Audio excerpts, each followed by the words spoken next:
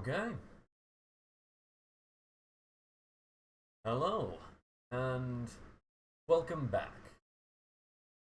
to Dancing with the Devil. We are doing recaps.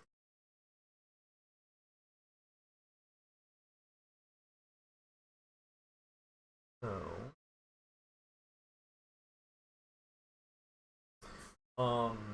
Gimmick, Yeah, here I go. when you're reading through, go ahead and, um, if you want to switch through music to be applicable, you switch through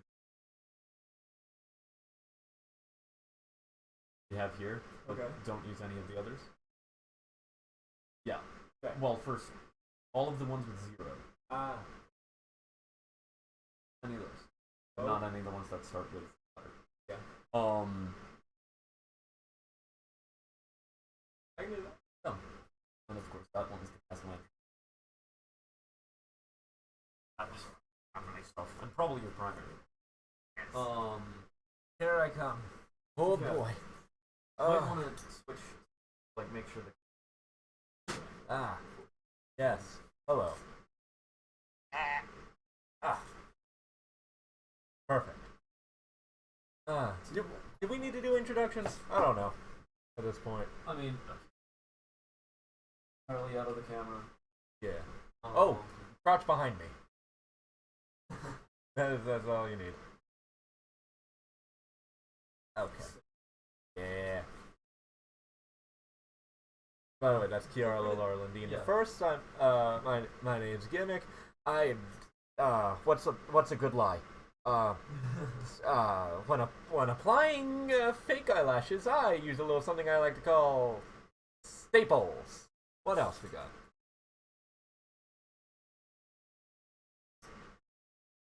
The castle line. Yes. But oh yeah, that's actually something. Shout out. Yes. Oh God. By the way, a big thanks to Vince Vept for allowing us to use his songs as the soundtrack for our games. They're fantastic. Please go check out the rest of his work. He's actively uploading stuff, and it's a lovely little time each time. Oh.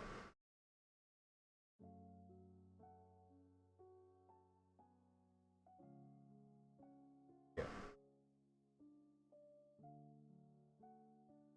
Gattuso was a light in the dark work of our crusade. A young high elf girl says as she stands behind an ornate casket, which sits upon a dais, sunlight streaming down from the stained glass skylight of one of the angelic chambers. We're gonna need to restart. What? Turn that off and full. Awful full. Window it. Yeah. Ah, You can like blow it up, or it just gotcha. um. Okay. Whoops. Give it a good reason. Yeah! Take two! We'll cut this No, we won't. out of the VOD. I'm gonna cut this out of the VOD. Awesome. Good.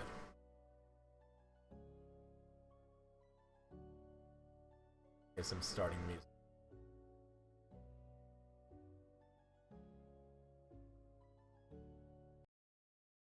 Pause it. Yeah.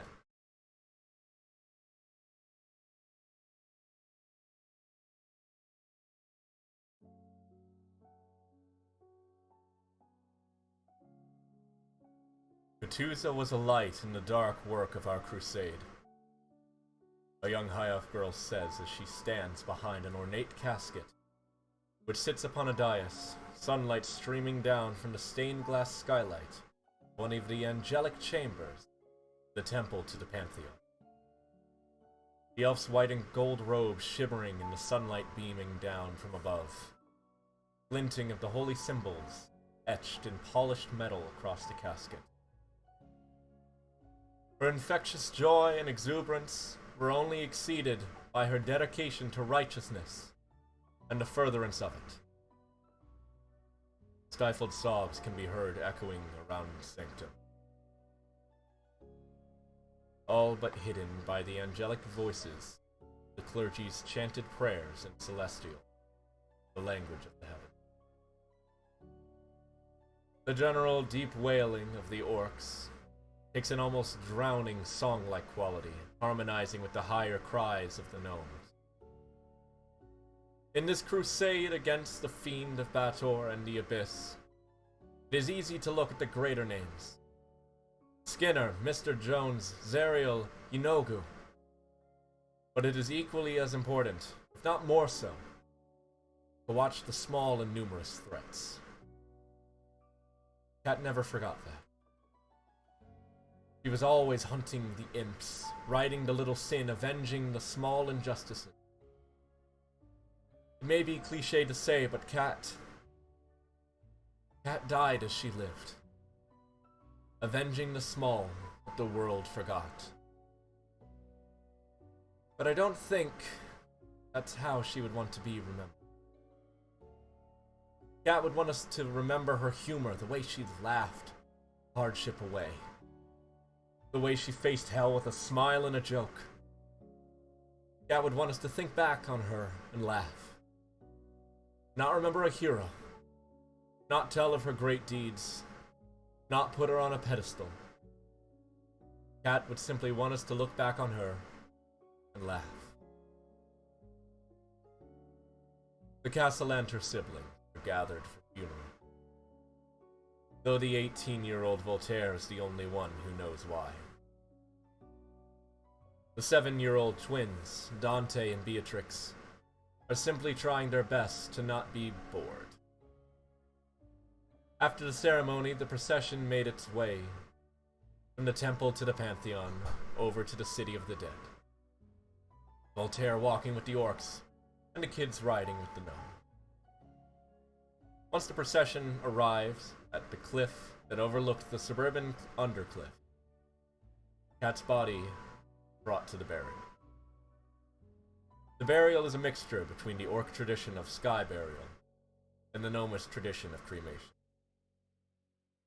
The open casket is raised up to stilts by a large, rugged orc, and the athletic, tall she-orc, Cat's legal parents. As they raise the body, a pink-haired, athletic gnome, Cat's birth father, prepares urns holding Cat's organs around the stand. Cat's father moves from one urn to the next, starting a flame. A slow encased fuse burns from the urns towards the casket. Simultaneously, her mother leads the orc shaman in summoning a flock of buzzards, who swoop down and begin feasting Metusa's corpse. After a few minutes of this, the buzzards fly away, and the casket catches up. Whilst in the city of the dead, the siblings notice an undead corpse trying to escape a gated catacomb entrance. As Voltaire tries to talk to it, the zombie's weight bends the gate enough for Voltaire to be caught in the corpse's gnarled hands. With the help of Dante and Beatrix, Voltaire pulls free, the zombie's hands coming with. After ending the zombie with a clean shot to the head from a pistol Beatrix was hiding in her dress, the siblings went home.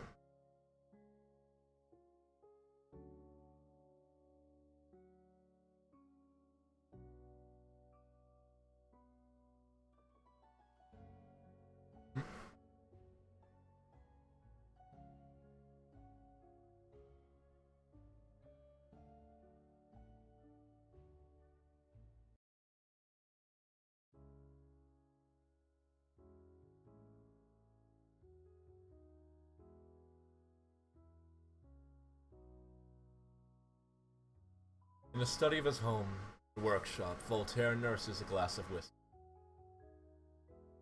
What am I doing? Voltaire asks himself. Looks like I've lost my purpose.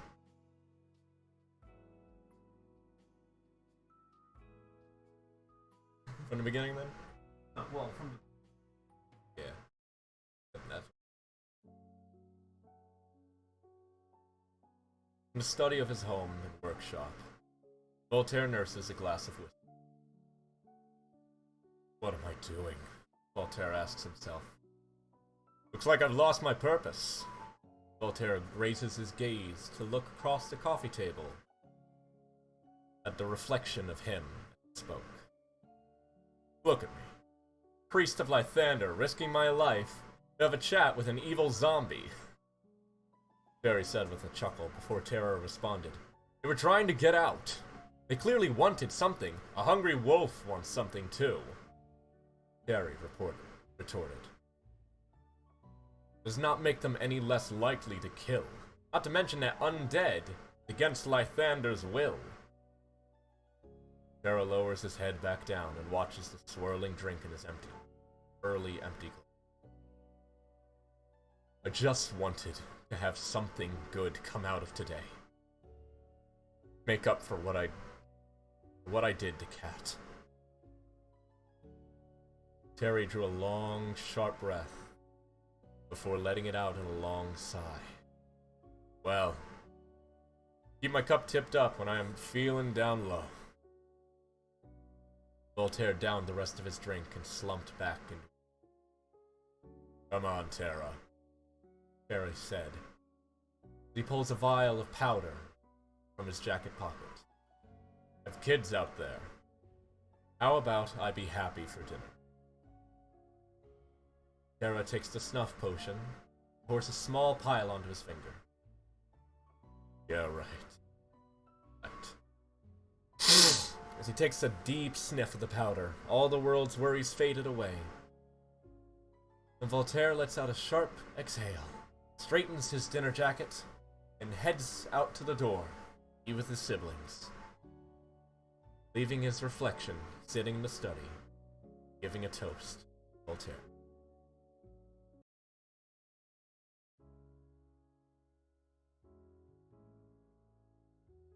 After dinner, Beatrix convinces Voltaire to go back to the city of the dead to get the zombie's hands as a keepsake.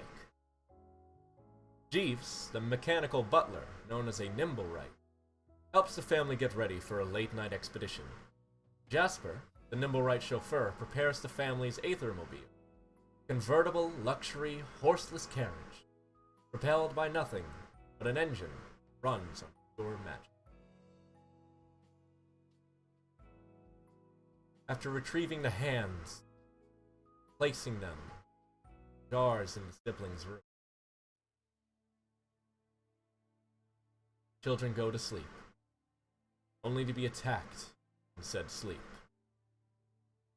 by said, once again, undead hand. Losing consciousness to the attacking hands, Dante sees what he thinks to be a small, red humanoid, flinging fire, destroying the. Next morning, the children tell Voltaire of the monster hiding underneath the bed. With a kind laugh, Voltaire points out they sleep on a futon on the floor. The monster would have to be as flat as a board, Dante. Once the new bed frames arrive, I can check under the bed every night. Voltaire then pointed out some markings on the floor. It's just a protection room. These old wizard towers have a tendency to have them. After that excitement, Voltaire takes his siblings out to a family vacation home to connect, teach them how to use thunder arms, magic, and to clear his head.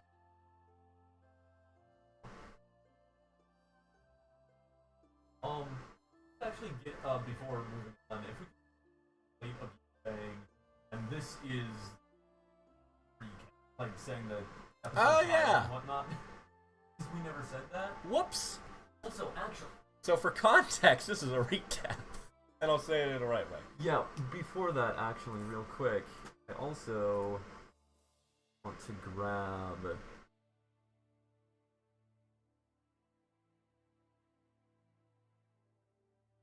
Ah, yeah. Folks, we're reading things a little bit out of order, but it's for YouTube posterity. We are, yeah, for YouTube posterity. It's fine. We'll get it fixed. And like modify this so that it's not like talking about a session. Yes. Actually, let's just talking about the story. That works as. Our story tonight begins with. Yeah. Do we want music or no for that? I'd say yes. Definitely. Thanks for holding out with us, folks.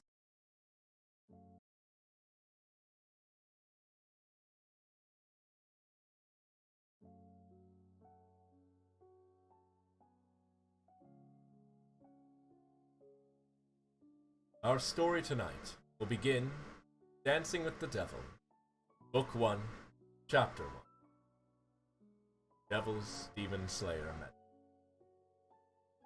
It is inspired by the song Good Night Demon Slayer by Aurelio Voltaire and Devil's Price by Poor Man's.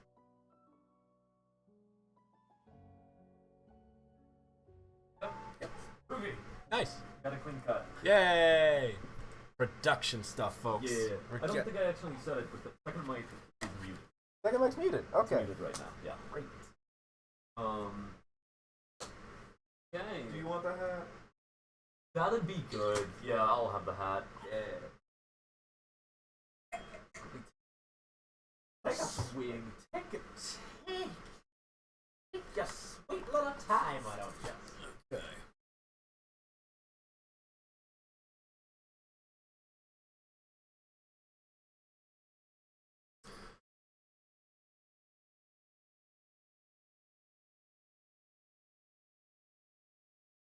There we go.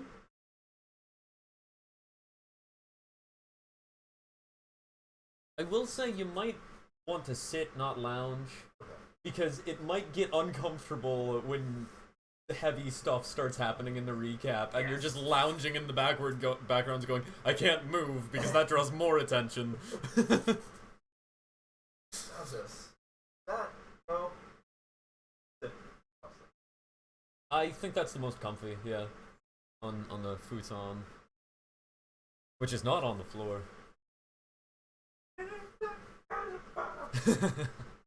Okay.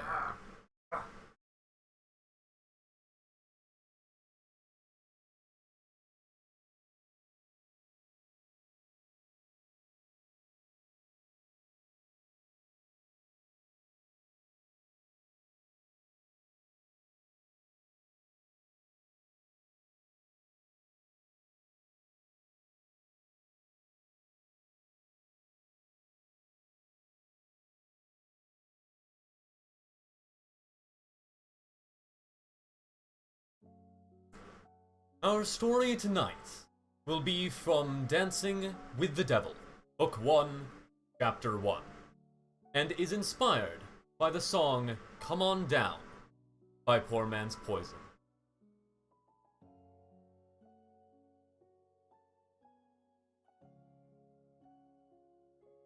Voltaire drives his Aethermobile slowly along Diamond Avenue.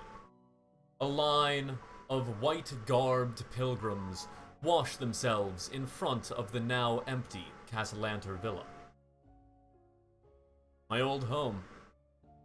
A holy site of Argus. Voltaire thinks to himself. Imagine that.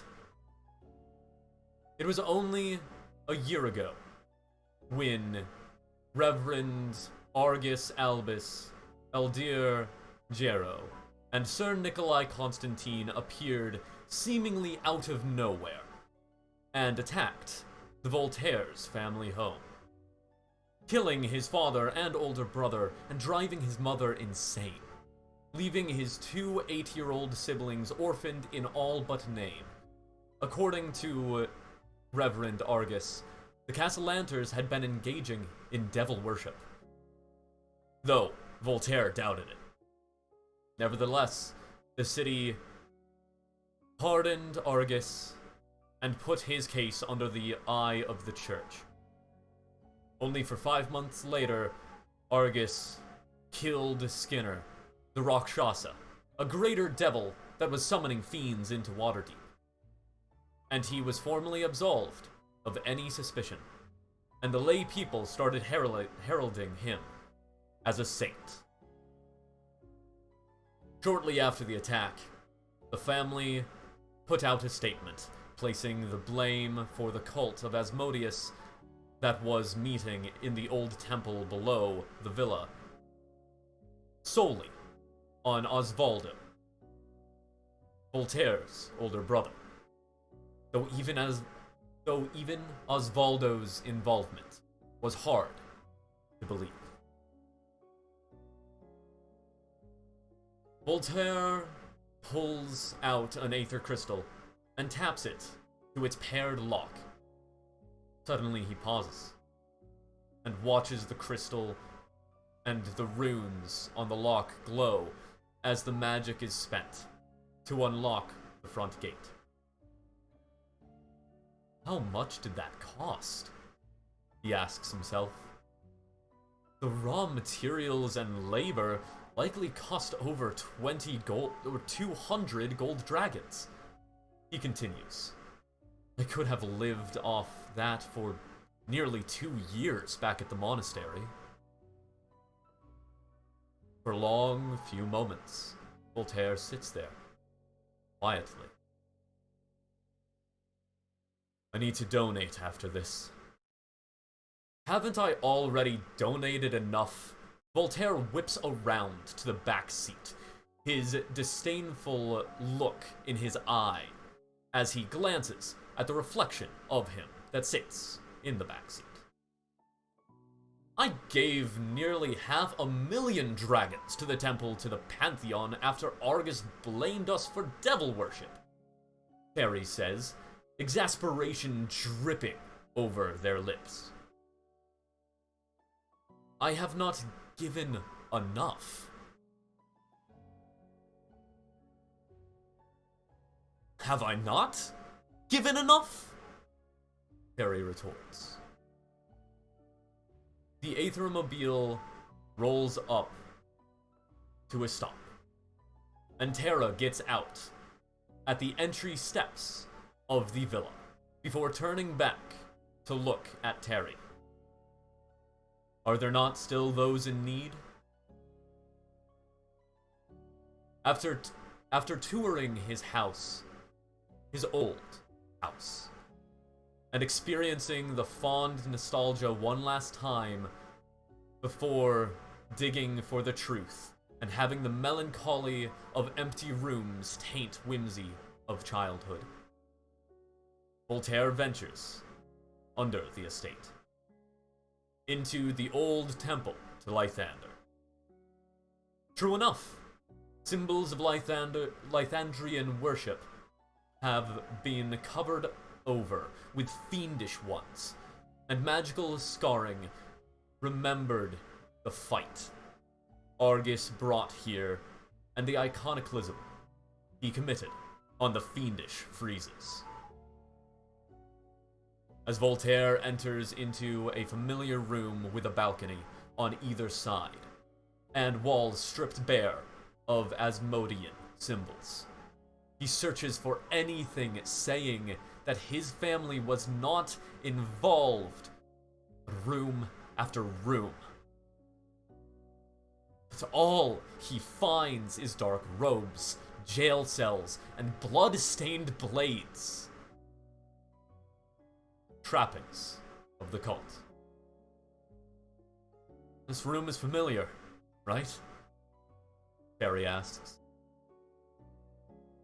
I can help you remember. Tears in his eyes, all Terra can do is nod, as his reflection grabs Voltaire's face and gently guides their foreheads together. In a blink, Voltaire stood, small and fearful, before what he saw. Hellish friezes and iconography carved into white marble was bathed in a flickering light of red torches. Tall humanoids with beards of green tendrils that writhe like pits of vipers are flanking the entrance that you stood in, petrified with fear. Purple gargoyle-esque creatures whose heads backs and limbs all bristle with vicious spines, crouch on the edge of the balcony which lines either side of the room. Harsh chants rise from black-robed figures whose faces you recognized, though this memory does not recall who they were. At the center of all this, in the back of the room, in front of a depiction of a cruel-faced, horned figure who wore a robe and held a staff, flew a purple, white, and crimson androgynous figure who lightly drifted up and fell down with each flap of their wings. Their bearded face glanced at you before glancing to the figure below them with intrigue. Their bosomed, broad-shouldered, goat-legged body cast a shadow on said bewildering figure before them. Behind a blood-stained altar, fresh blood still dripping down its sides, stood a person you have known all 7 years of your life. The person who always brought safety, who cared for you when you were suffering, who you thought would be safe, who taught you to be inquisitive. Behind that altar, in front of that devil, stood your strong, loving father. As he dropped a vicious-looking ritual dagger to the ground behind him, he looked you dead in the eyes with anguish on his face, and spoke. Spoke, but you cannot remember what he said. You can only see his lips move before you turned and ran.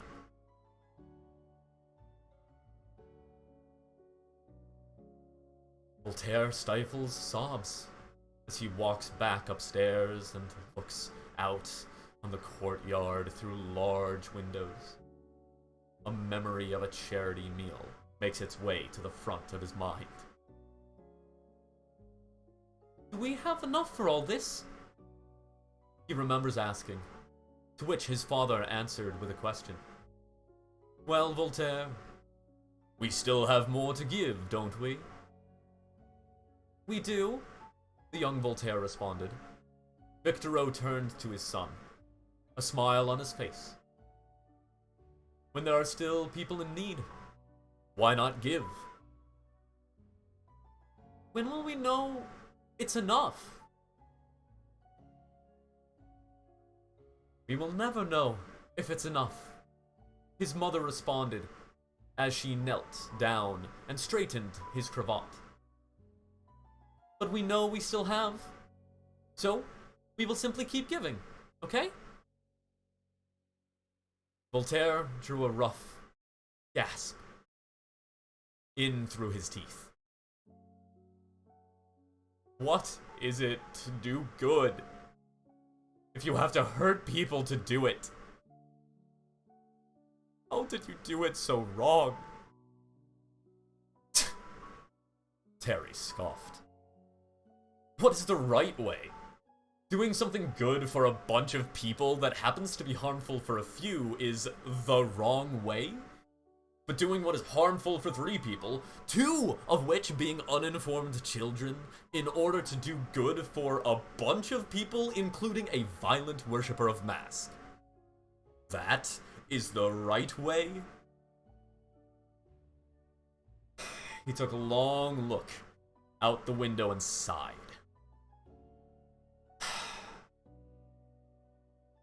I don't know about that. I don't always know what is the right way, Terra retorted. I don't know if I ever will. Hell, I'll probably screw up until the day I die. Tears that he was holding back now begin to stream down Terra's face as he fights to keep his throat from choking up. But as long as I am trying to be better, to do better than I did yesterday, better than anything I did before then, anything that was done before me. I keep trying. I can keep trying. I'm not going to settle for any action that has to end in pain. Hera pulls in a shaky breath as Terry continues to stare at his reflection in the window. Even if I cannot help it, every time I can try. With these final words, Voltaire walks past his reflection and down the hall, sadness choking his throat, keeping any more words locked inside. Later that night, Voltaire sits in his late father's office, skimming through the diary his father left behind. It's all there in black and white, Terry said as he leans against the bookcase. In order to gain the means to help their fair city, your parents sold their children's souls for money.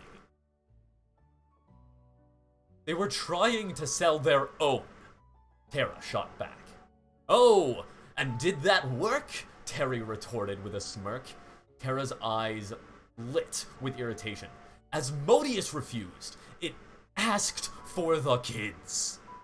And does that fact that the devil asked for it make it better for you and your 3 siblings? They did not know about the twins. They weren't born yet. Tara's gaze drifted back down to the desk. Yet, another tear welling up in his eye. The devil tricked them. Harry pensively ran a finger across the 3rd bookshelf. And in trying to save their new children, they justified killing 1,000 homeless. They'll just drink themselves to death in a couple of months anyways. Isn't that what your dad said? How does it feel, knowing they weren't trying to save you or Osvaldo? They couldn't, Kara said as he choked back a shout. Osvaldo was over 9. He was claimed when the contract was signed. Harry walked over to the desk. And you? He picked up the diary and read a line. Voltaire's a clever boy. He'll find a way out of this. What a loving father. He lowered the book, with a mocking smile on his face. Before it dropped. Hera sits, slumped in the chair with his face in his hands. I'm sorry, Hera said. That was cruel.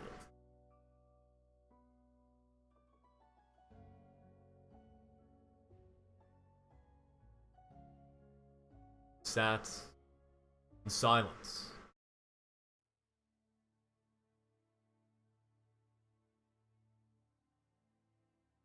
Mourning with each other for a few moments.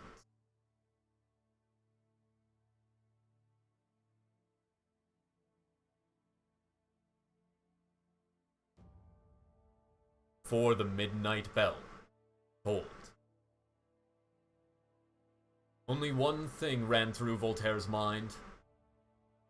The twins. The twins' 9th birthday is only 29 days away now.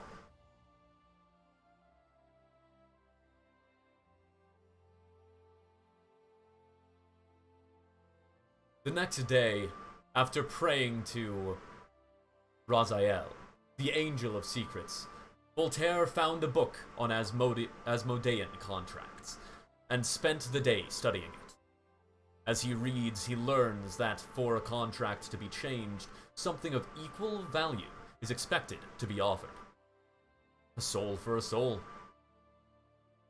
In another chapter, he learns that for a contract to be altered, every living person whose signature is on the contract must ratify the changes. Victoro is dead.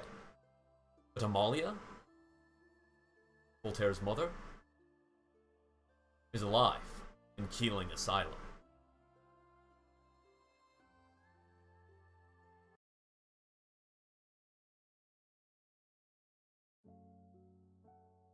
After entering the asylum and talking to the receptionist, Voltaire learns he has been added to his mother's visitation blacklist by a countless number of people from both the Castellanters and the Jean families.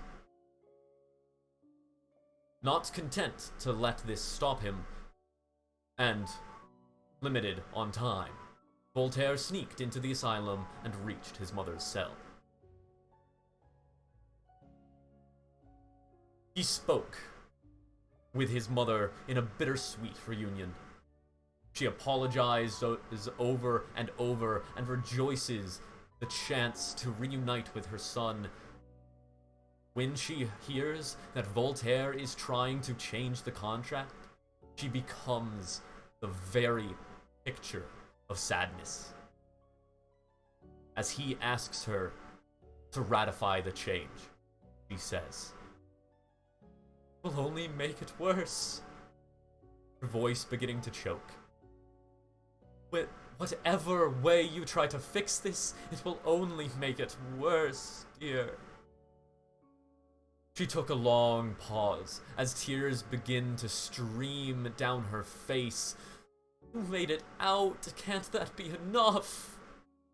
Voltaire leans his weight against the cell window, his eyes pleading with his mother. "Can't I hope for more?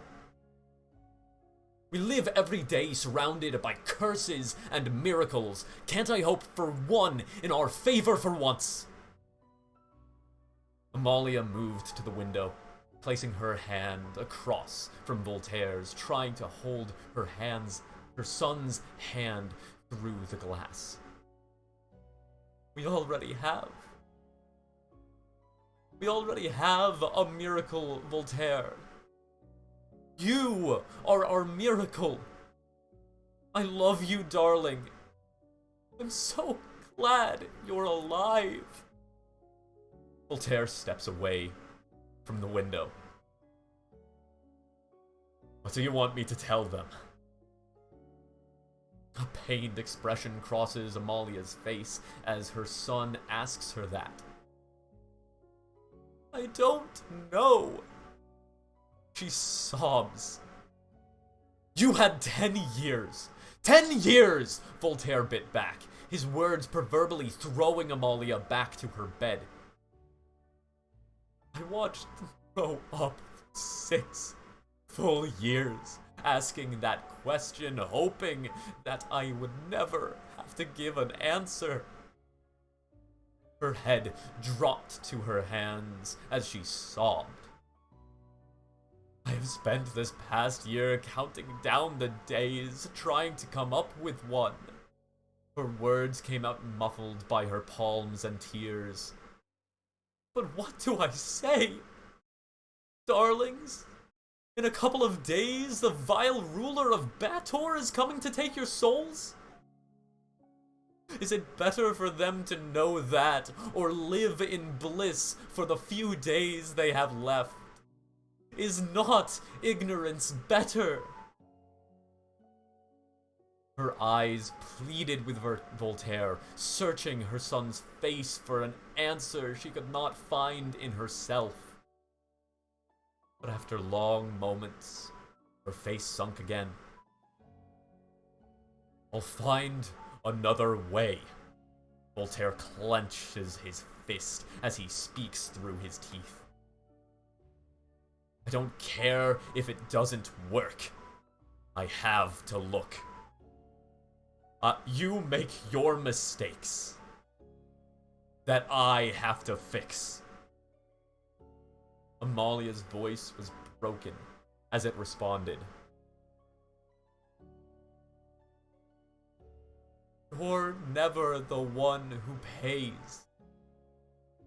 Voltaire simply says, "I know." It took Amalia a moment to break through her disbelief. How many people are you willing to have pay for your mistakes? Less than you. Voltaire would not look at his mother as she reeled from his retort. And don't make the mistakes, she pleads with him. Voltaire turns. It's good to see you, Mother. It's good to see you, Mom, he said as he walks away. His mother's pleading, turning into begging behind him. Don't make the mistakes!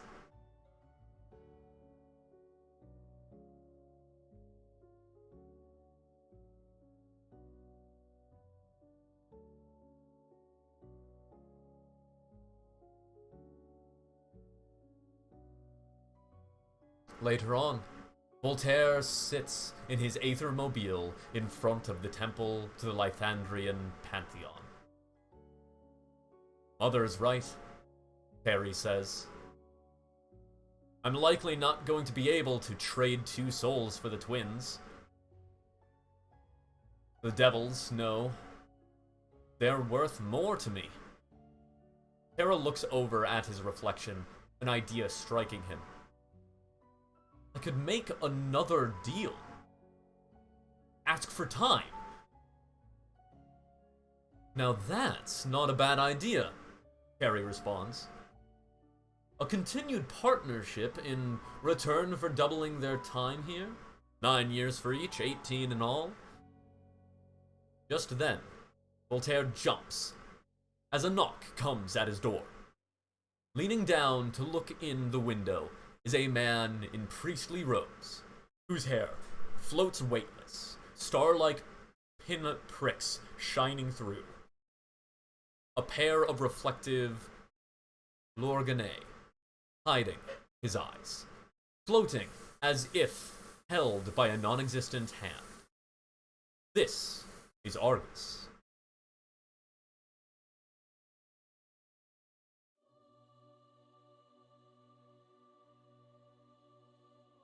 The costume without the actor? Does this make you the muse or the truth? Argus says, asking his question almost through Voltaire.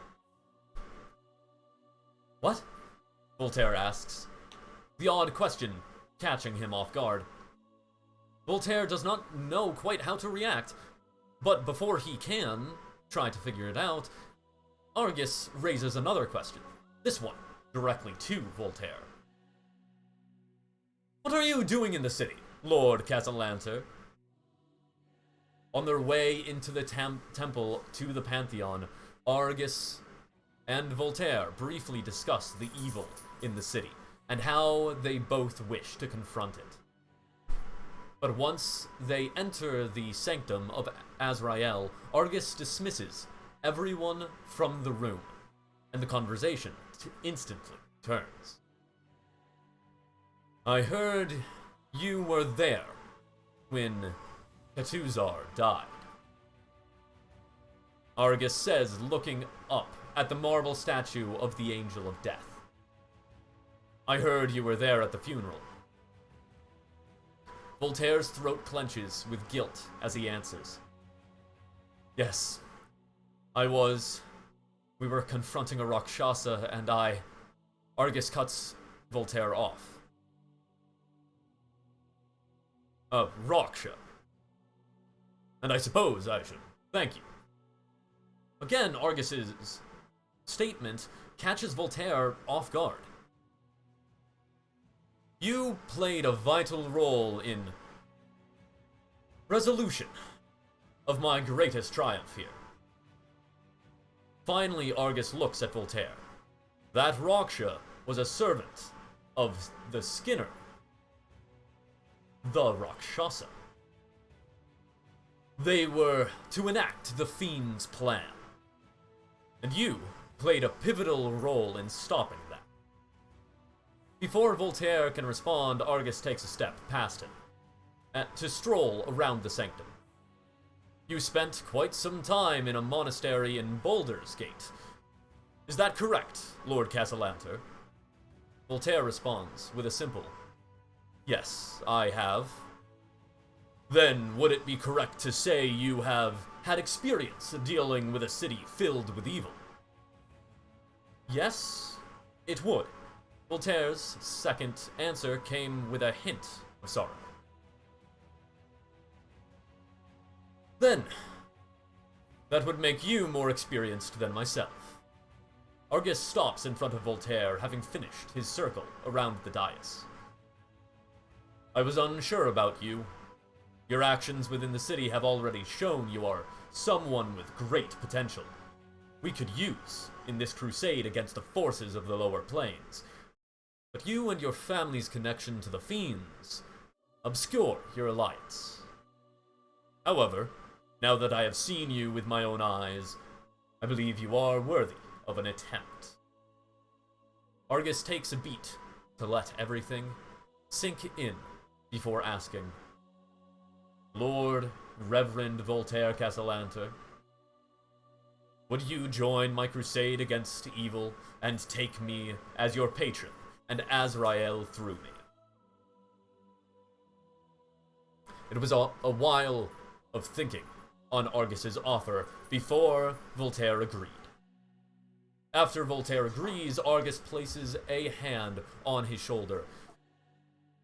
Committing yourself to my work cannot be done by anyone who lacks pure intention, by anyone who devalues the life of people. It's okay, this is a recap. I'll just restart this paragraph. It's okay, just feed them. They'll bark, and that'll pollute the audio for this paragraph. But it's fine. It's not currently in a session, so it's not going to pollute permanent audio for the VODs.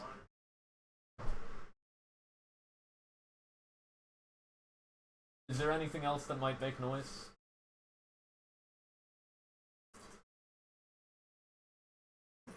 But you're not, like, taking the dogs out or anything. Okay. Then I'm gonna restart the paragraph now.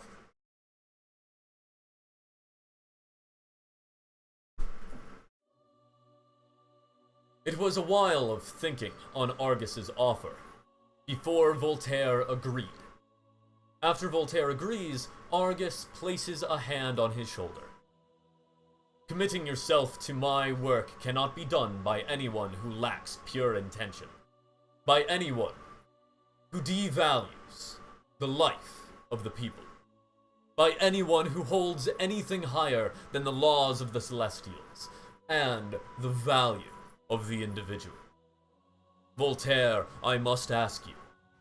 Argus's Lorganet lowers, revealing his eyes, eyeless sockets even, filled with stars and swirling multicolored clouds. This test comes with great hazards.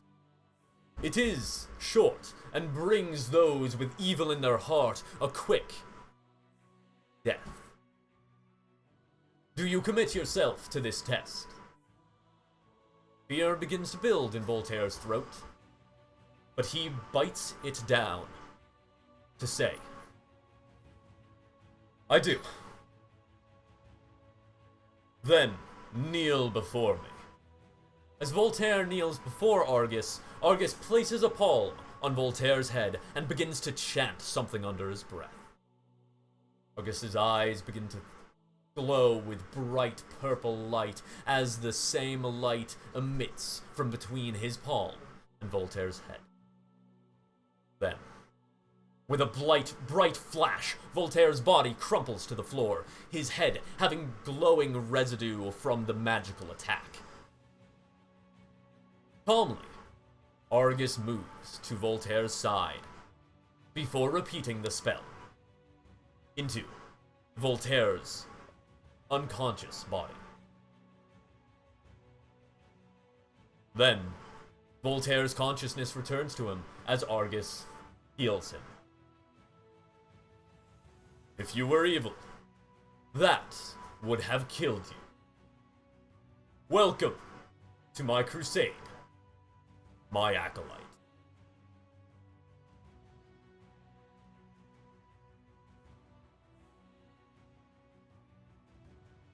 Good. There we go. Got the recaps done.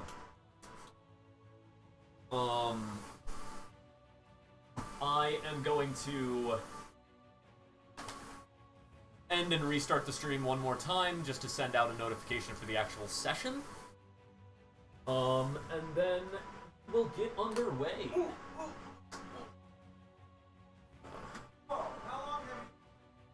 What? No. He's really quiet. He manages to get in without the dogs going off. Yeah. When do you practice? Yeah, of sneaking into our house to mug us. Or burgle us, I guess. Well, burgle's a strong word. I prefer stealing.